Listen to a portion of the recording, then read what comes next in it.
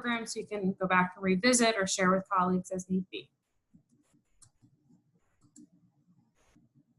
So today we're walking through a new offering from Home Innovation that's designed to distinguish NGBS Green certified homes that have unique features. So today we'll cover some of the background of this new offering.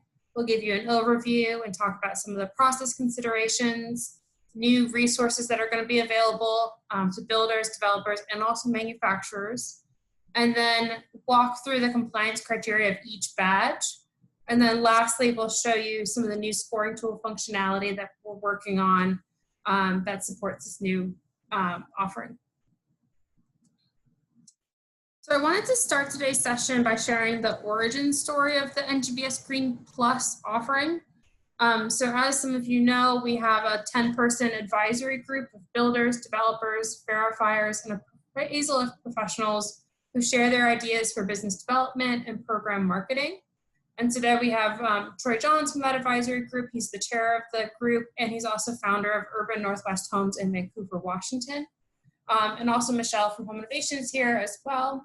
So first I wanted to start with Troy. Where did the idea for NGBS Green Plus come from?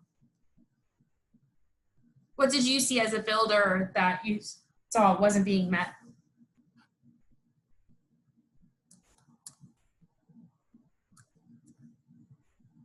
Okay, Troy, I just unmuted you. Okay, can you hear me? Yeah, perfect. Yeah, sorry about that, guys. So the advisory group came together, this was quite a while ago, and one of the concerns is that when you're talking to a client, the client doesn't always know what green means. And sometimes you go to the supermarket, you can buy green bleach these days.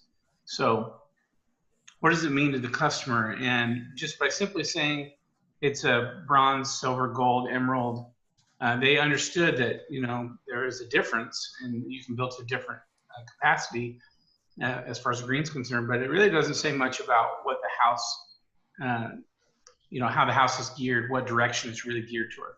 So you can, or the idea was to be able to sort of direct the customer with better messaging instead of just this general green. We wanted to get into the customer's lives in each marketplace and be able to direct them. And so where some messaging for energy efficiency would work maybe in Michigan better than it might in, say, Washington State, where I'm at, there you can focus on other things. If that's not important to the client, like a healthy home is, then we are able to target to the customer. That was the idea behind the whole concept. Great.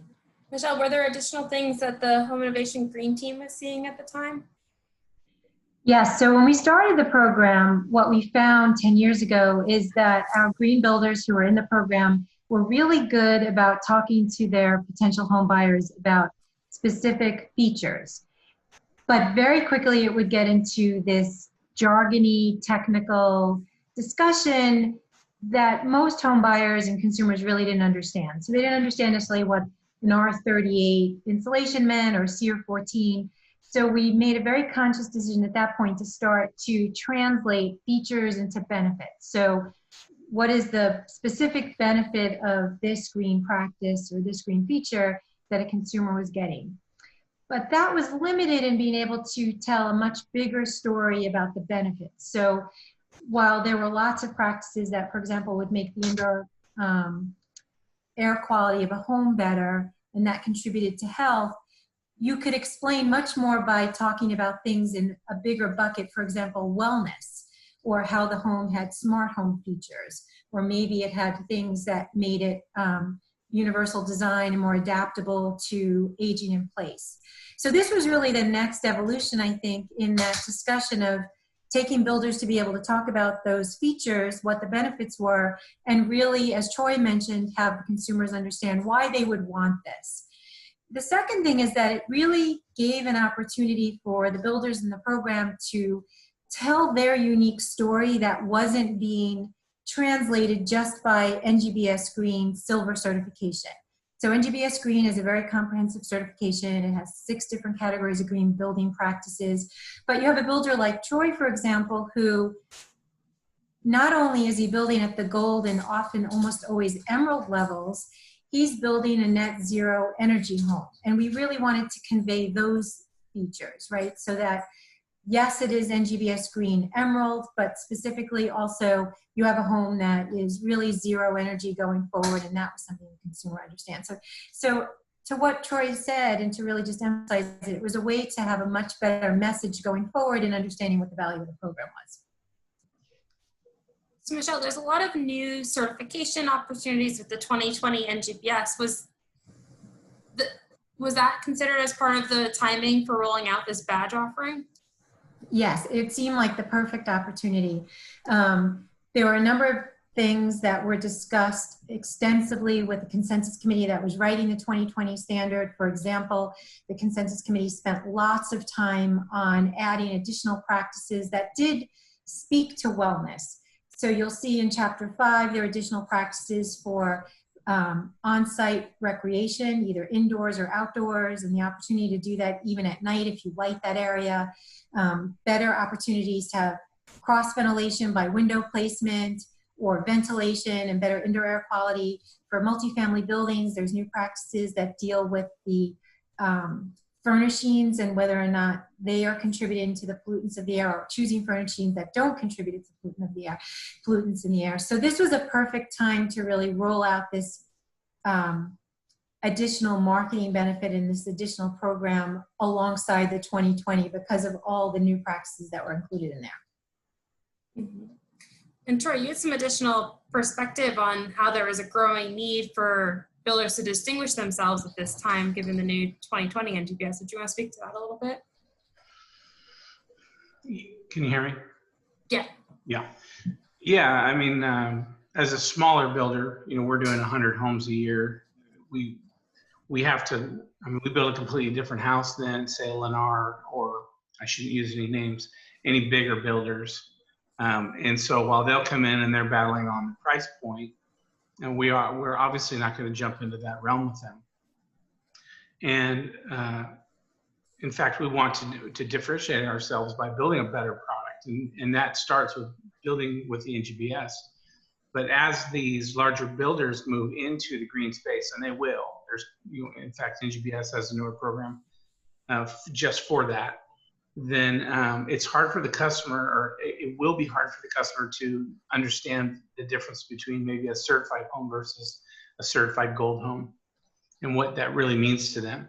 So this is a real opportunity for smaller builders to really set themselves apart and say, not only are we building a green home, and yes, it's certified gold, but it also has these extra attributes to it that for your family might be important.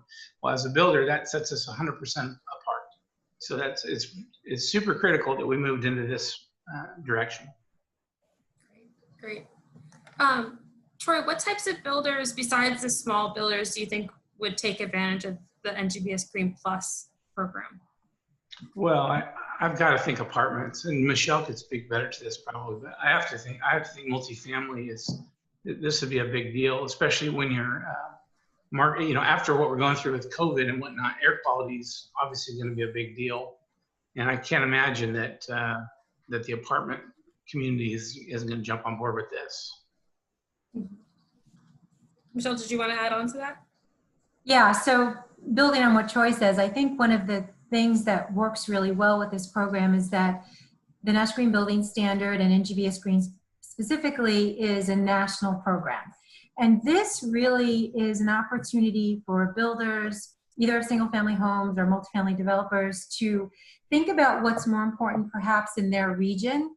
So for example, there are places in the country where resilience is really going to resonate with builders and developers and be important to them, or with the demographic that they're working with. So to Troy's point, I think that wellness is something that many apartment developers have started to consider and promote equal to, or even a little bit more than just generally green, and will really resonate with renters, particularly because of COVID going forward.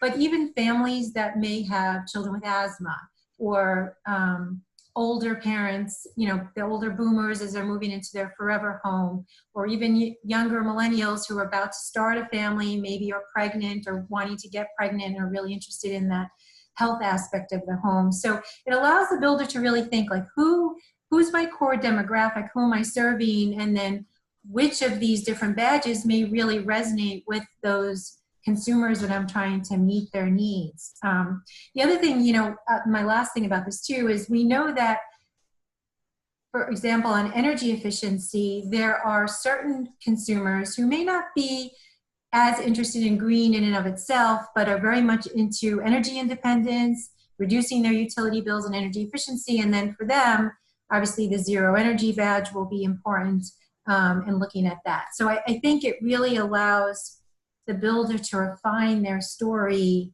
and specifically meet that demographic, that regional need that they need for their consumers. And I'll add on to that just real quickly. I think you know, there's a big misconception out there that green means energy efficiency. I mean, that's when you talk to people, that's just the number one thing that comes up. So this really allows us to separate that message. Great. So Troy, we're going to wrap up this conversation, but I wanted to hear from you. Which badges do you think that you're going to pursue for your homes and why? Number one will be wellness. And then number two will probably be, you know, net zero. And then third, one of the issues that's really coming up, not so much in the Northwest, but all over the country and all over the world, in fact, is going to be water. It's going to be a big push. You're going to hear a lot about it. So we're going to try to become an early adopter of a lot of things that we don't currently do. Great. Thank you both for sharing your perspective. I hope you stay on and we'll have some Q&A at the end, and we can dive more into the story about why we're offering this new opportunity. That's good. Thank you. Mm-hmm. All right, so let's move along. So as you heard from Troy and Michelle, the NGBS Green Plus program bestows some special recognition for homes that go above and beyond in certain areas of green practice. So with NGBS Green Plus, builders don't need to seek additional certifications or ratings or labels from outside parties to highlight their home's special features, special benefits. The badge offering provides a streamlined, supplementary, third-party recognition that's based on one or more 6-area practices that are within the NGBS already. So we're not pulling in a lot of additional requirements beyond the practices that are in the NGBS. That's what we're pulling from.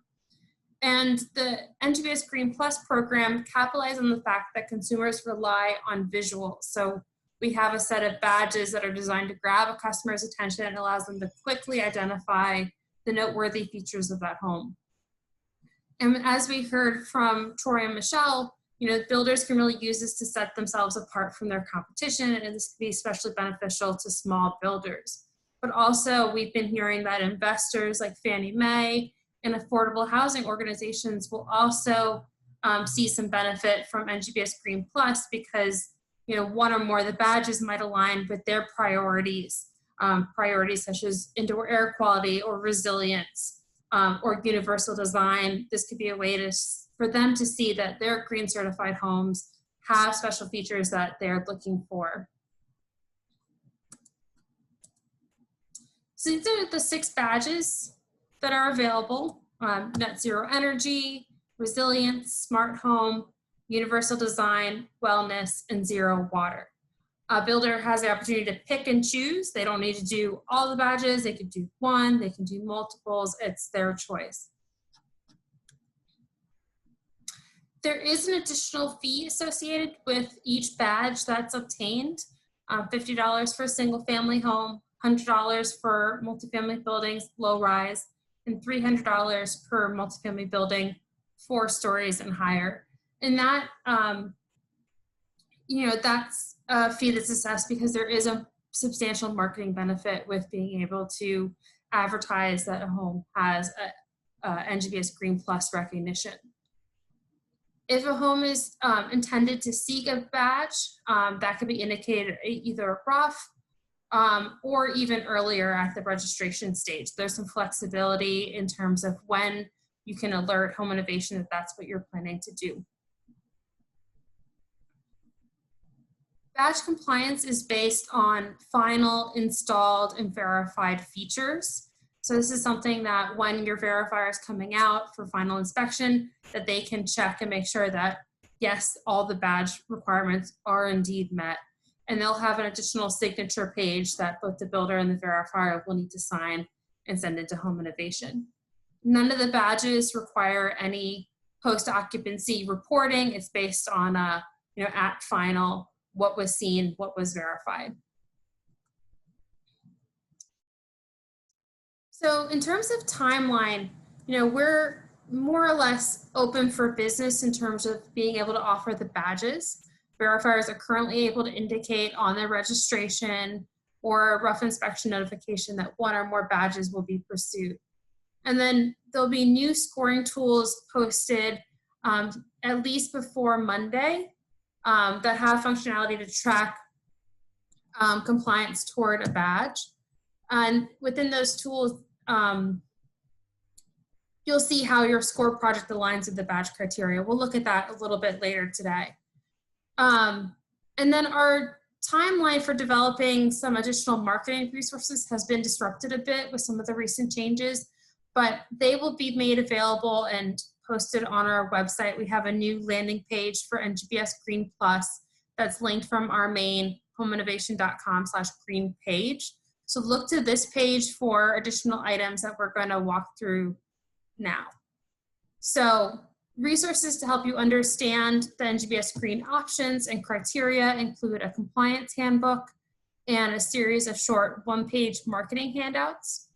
These are going to be coming soon. They're in the process, and these will really help you understand which are the best badges to pursue. And then in terms of marketing resources for builders and developers, we'll have the badge logos that we showed at the beginning. Those will be available for any builders that choose to seek one or more badges. We're going to have specialized green certificates that show right on the front, the badges that were earned and have a description for the homeowner. And then we'll also have optional plaques available for purchase as well. These aren't available yet, but they will be posted and made available through our normal channels when they are ready. And then finally, we're going to make it easy for builders to find products that can help contribute toward badges. So on our website, we're going to really clearly feature products that help contribute toward badge criteria. And then on the existing green certified product pages, we're going to identify that they align with badge criteria as well. Make it really easy to make sure that the builders and the manufacturers are connecting and making sure that the right products are getting in those homes so that the badges are earned.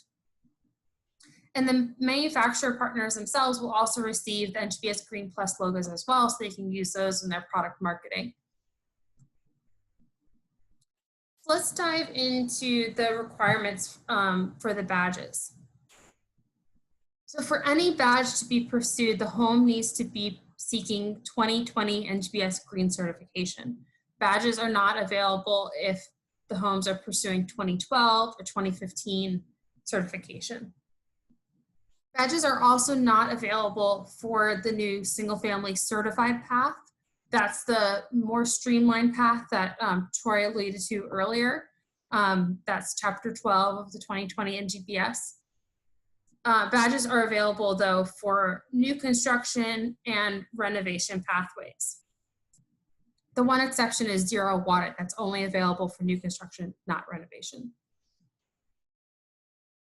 All right, so now let's dive into the net zero energy badge. So net zero energy homes offer residents independence from energy bills and increased resilience during events that affect energy infrastructure. And to comply with this badge, we need to see that the home is indeed constructed or renovated to be net zero. So we're going to be looking for energy performance reports that show the home's energy use with and without renewable energy generation. And then we're going to look for some additional characteristics little descriptions about the energy efficiency characteristics and the renewable energy systems. And again, this badge is based on as-built conditions, so it's not net zero energy ready. We expect that if there's going to be solar, that it's installed and it is verified. And there's also no post-occupancy benchmarking required. We don't want to see actual energy bills after the fact. This is at final inspection, was the home constructed or renovated to be net zero. The next badge is zero water. So this is similar to net zero energy in that the water that's captured and treated matches the expected water use of the home. We're saying zero water, not net zero water or zero water ready, because we're not factoring in withdrawal and return to original water sources. And we are expecting the systems to be installed and verified prior to badge award. So for zero water, this is the one that I said is only available to new construction, is not available to renovation. And the criteria is based on the new water rating index in the 2020 NGBS. Projects would need to comply with the water efficiency chapter via the performance path using that water rating index, and score is 0. 0 is the lowest possible score. It's like a golf score. So 0 is good, higher numbers mean that it's less water efficient. Next is resilience. So resilient design is the intentional design of buildings so that they can better respond to natural and man-made disturbances. And the NGBS focuses on high systemic, high wind, heavy snow, and flooding events specifically. The NGBS also has practices related to on-site renewable energy systems and battery storage, which can help continue heating and cooling a home during power interruptions. So for this badge, there's 3 components. So first, the home needs to achieve practice 613.5, enhanced resilience, which demonstrates that it's 30% or higher above base design. This involves like a professional engineer or an architect to review documents to ensure that it is meeting that above base design claim given the local code for the area. Next, the home also needs to achieve 706.53. Renewable energy and battery energy storage systems are installed. And then lastly, resilient construction features should be featured in the homeowner or occupant manual.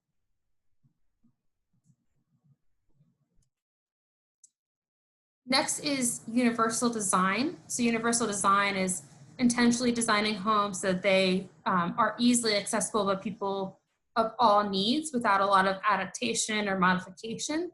Universal design supports the concept of aging in place, and it's inherently green because there isn't a need for additional resources to remodel or relocate or reconstruct a home when someone has changing needs. So the criteria for the universal design badge is really straightforward. There is a universal design section within the resource efficiency chapter, and all 9 of those items need to be addressed and verified. And then we want to see that some text about the universal design features and benefits is included in the homeowner or occupant manual.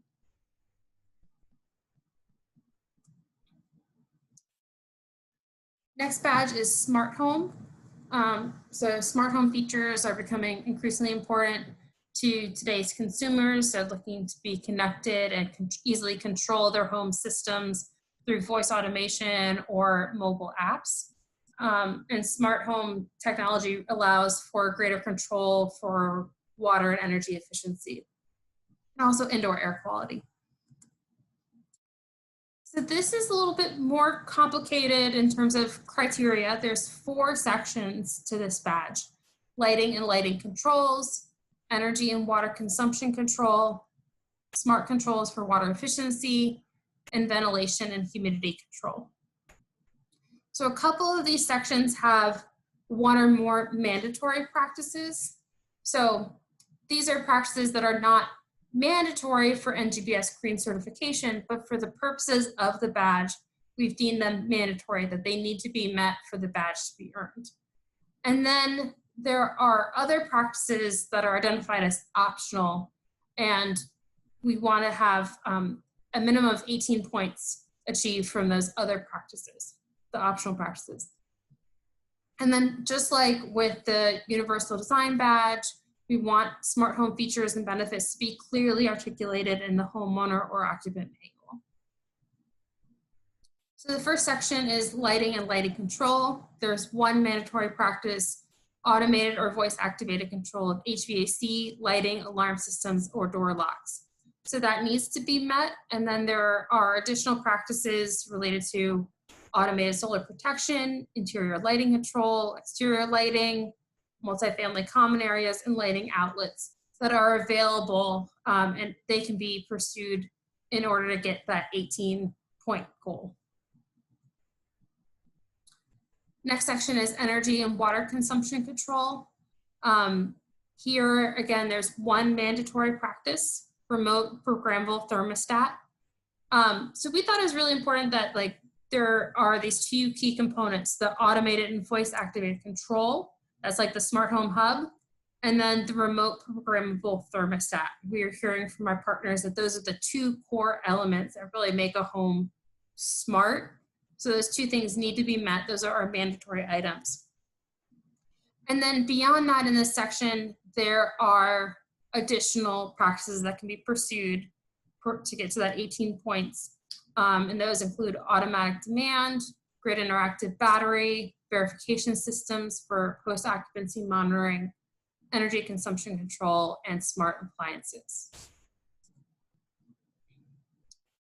The next section is about water efficiency. So where irrigation is being installed, there's a mandatory item that it must be a smart irrigation controller. And then there's also some additional optional practices here for irrigation flow sensing, pool covers, and leak detection and control. And then finally, last section is ventilation and humidity control. There's two optional practices here that can be pursued toward that 18-point goal. So again, smart home has 4 sections, 2 definitely mandatory items of the programmable thermostat and the voice or mobile control. And then if there's irrigation, it must be smart. And then beyond that, there's optional practices that can be pursued to get to 18 points. All right, so we've gone through 5 of the badges. This is the last one. This is the wellness badge. I saved this one for last because it's the most complicated. It has a lot of components. But hopefully it doesn't scare you off, because I do think that, when you pursue this badge, you're really seeing that the home is kind of well-rounded across a number of areas that influence human health. And as we talked about at the beginning, the wellness badge, we think is going to have really strong marketing value given, especially today's focus during this COVID crisis. So for wellness, there are a number of mandatory items, just like with the smart home badge, and then 29 points need to be achieved from the optional practices to meet the badge. So there's 9 sections. The first one is air. And here there are a number of items that are flagged as mandatory, and these are items that are critically important to ensuring that combustion pollutants are staying out of the home and tobacco smoke is staying out of the home. So all 5 of these mandatory items need to be met. And then also 3 optional practices need to be met. The optional practices have greater focus on HVAC protections during and after construction, making sure that everything's well sealed up, dust free, cleaned up, during construction and post-construction.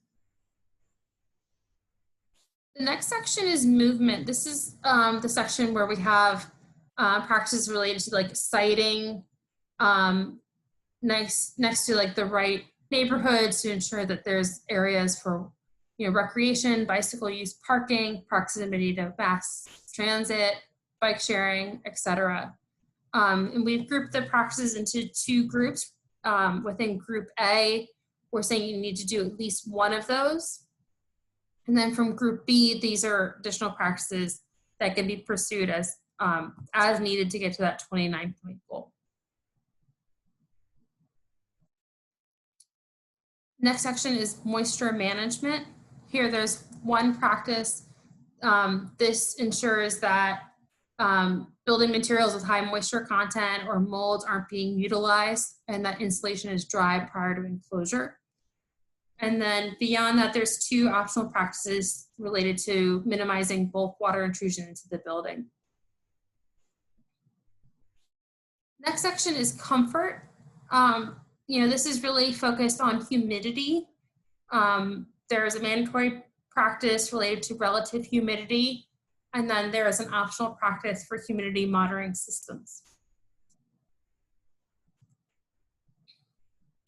The nourishment section is all about siting buildings next to community gardens or close proximity to supermarkets or groceries with fresh produce or farm stands, because we know that increasing access to locally grown food is important for accessibility and health, and also community building as well.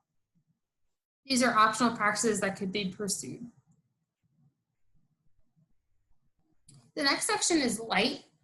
So there's a lot of research today about how light can improve mental health, reduce stress, and improve visual acuity in environments that not only have satisfactory light in terms of like appropriate light levels, but also have control, so occupants can control the lighting around them, are really beneficial. So here there are practices for window shading and lighting control systems, both optional. And then section 7 is sound. So acoustical comfort also contributes to occupants' overall satisfaction with their environment, and exposure to noise sources such as traffic and transportation can have a real impact on our health in numerous ways. So this section has one practice. This is a new practice to the 2020 NGBS for a sound barrier. So when a sound barrier is installed, 1 to 3 points are available, 1 for single family, 3 for multifamily, and that practice contributes toward meeting that 29-point goal. The next section is on materials. So here, at least 15 points need to be achieved. There's a lot of options, sustainable products, cabinets, flooring material, wall coverings, and furniture and furnishings. And then the final section is access to nature. So broadly, exposure to plants and other natural elements offers numerous benefits, including decreased blood pressure and anxiety, depression, increased attention capacity, improved recovery from stress and illness, and then increased pain tolerance as well. So there's a lot of great research about how access to nature really improves our health. So this section has 3 optional practices for wildlife gardens, certified backyard wildlife, and wildlife corridor or other preserved area. And these are optional, can be pursued to get to that 29 points. So again, we walked through all the sections for wellness, air, movement, moisture management, comfort, nourishment, light, sound, materials, and access to nature. Some of these have mandatory practices, otherwise there's a lot of flexibility. You can pick and choose the practices that get you to that minimum point threshold, with a few exceptions, like where you need to get a minimum of 15 points, or you need to address, one of several movement-related practices. So I just have one last thing, and then we can switch over to the Q&A. So in the scoring tools that will be posted next week, there are 2 new tabs for NGBS Green Plus. One is in the design section, right after the design summary tab, and the other is in the verification section. So it follows the verification report tab. So in the design NGBS Green Plus tab, this is where you'll come just after you've scored the project, and you'll see like where you claimed points for 613 or 706. It would show here as met, and it would identify how close you are to one or more badges, both within the page itself and up here in the header. So right after you've scored the project, you can come here, see how close you are to earning one or more badges, and that's when you can talk with your verifier. Your verifier can indicate at the registration or at the rough notification stage that a home will be pursuing one or more badges. And then after the verifier comes out for their final inspection, they'll have another sheet that they would complete. They'd make any notes, where there's an additional thing like having the features included in the homeowner or the occupant manual. They'll check that, and then at the bottom of the sheet, there's a place for the verifier signature and the builder's signature. That would be printed off, sent into Home Innovation, and that's what we'll use to do our final review and say, yes, this home is or isn't going to earn these badges, and we'll put it on the green certificate. So again, this is coming out next week with the new scoring tools that are launched. There's really very few inputs. It's really designed to be really simple. So when you're claiming points in like the Chapter 7, Chapter 8, Chapter 9 tabs, it's showing here. So there's very little to do here. It's very hands-off. And I think it's going to be pretty straightforward, easy to use. So again, today we walked through all 6 of the NGBS Green Plus badges, starting with net zero energy, and then universal design, smart home, wellness, resilience, zero water. We also talked at the beginning about how this is really designed to be an offering for homes that go above and beyond, and it's going to be really important to builders looking to set themselves apart from their competition for those certain green practices.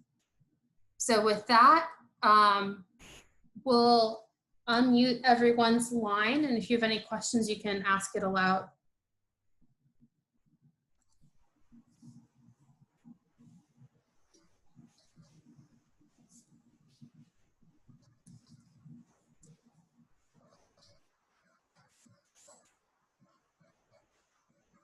Sorry guys, I just realized my video wasn't on that whole time.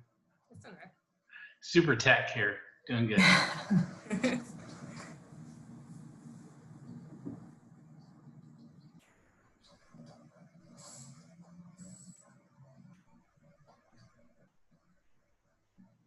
Any questions?